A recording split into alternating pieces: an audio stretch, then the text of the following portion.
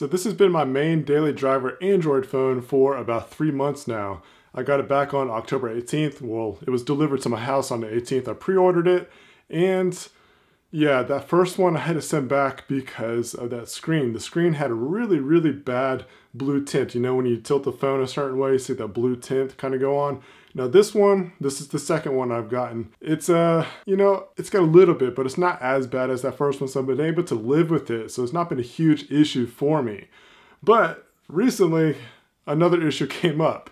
The volume rocker fell off, the button. I don't know what happened to it. I was actually laying in bed, like just going over my Facebook feed and things like that. I was gonna turn up the volume for a YouTube video, and there was nothing to be pressed. I was like, what is going on?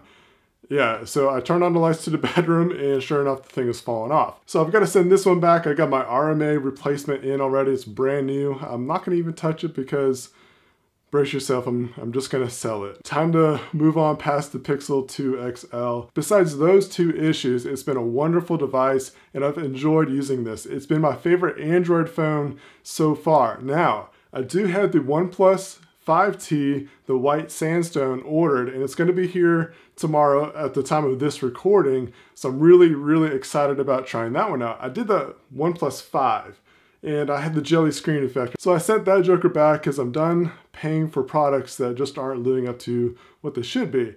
So anyways, that's like a whole other thing for another time.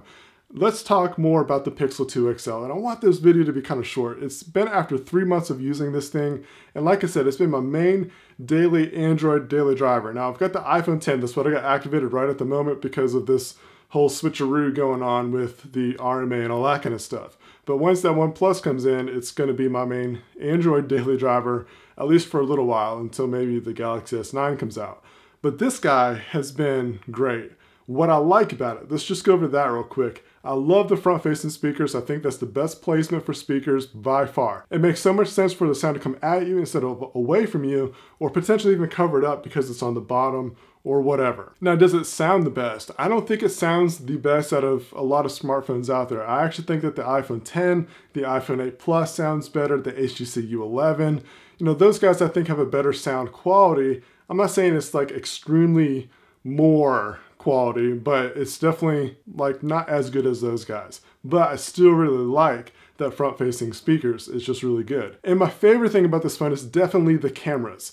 I'm saying both because the rear and the front are really great. The portrait mode is the best on any smartphone that I've tried that includes the iPhone, the Note 8, or anything like that. This has the best selfie camera out there by far. It is crisp, it's clean, it looks great, and it's just surprising that they're able to do that with one lens. And that includes the rear-facing camera. The rear-facing camera is just super crisp. I just think that this is the best camera on the market right now that you can get with the smartphone. Other elements about this phone that I really appreciate is the stock Android experience. It's buttery smooth, it's nice, quick, snappy. There's no complaints whatsoever with performance. Battery life is great, it lasts me all day. And that's with moderate to heavy side of usage. That's watching videos, social media, pictures, videos, all that kind of stuff, playing some games. Not any heavy games like Word with Friends or Spades, like that's the extent of my gaming. But through all that, I'm able to last this thing all day without any issues, and that's awesome because I love being able to use my phone past work hours. I mean, there's really not too much to complain about this phone other than those first issues with the screen, just a lack of quality on that end. That was really disappointing because this phone pretty much cost $1,000. This is the 128 gig version, and that's just a big letdown when stuff like that happens. And definitely a letdown when the volume rocker doesn't work anymore. Like the biggest frustration aside from not being able to adjust the volume is not being able to take a screenshot with the buttons. I've had to actually use the voice commands. You know, I could squeeze the sides, which that's a really great feature, and it dictates really well. It's actually dictating exactly what I'm saying at the moment. So I'm gonna exit out of that for a second, and I'm gonna show you how easy this is to actually take a screenshot. Take a screenshot. And gotta unlock the phone first. Okay, taking a screenshot.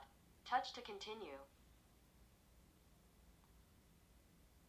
And that's it. And then you can share it, do whatever you want to do with that screenshot. It's, I mean, if you don't mind talking to your phone to take a screenshot, it's a pretty cool feature. I'm glad that they actually added that in there. So yeah, I mean, it's got a great design. I like the minimal bezel-less design that it has.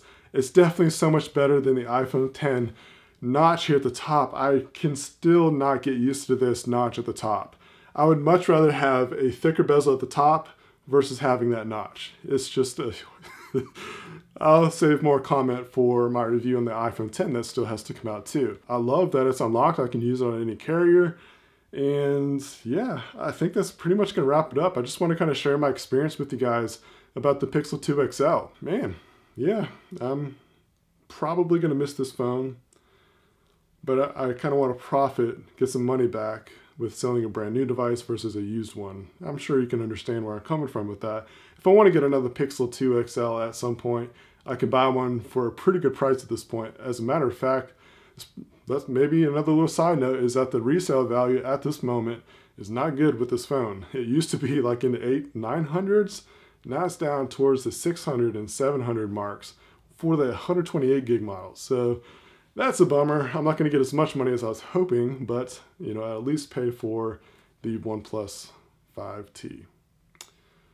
Yeah, that's gonna do it for this video. I appreciate you guys watching. Subscribe so you don't miss any more content like this, any more reviews that I'm gonna put out. I still gotta do the iPhone X. That will hopefully come out really soon as well. It's been a pretty good experience, but I've got a lot more complaints about that phone than probably any phone that I've had this last year.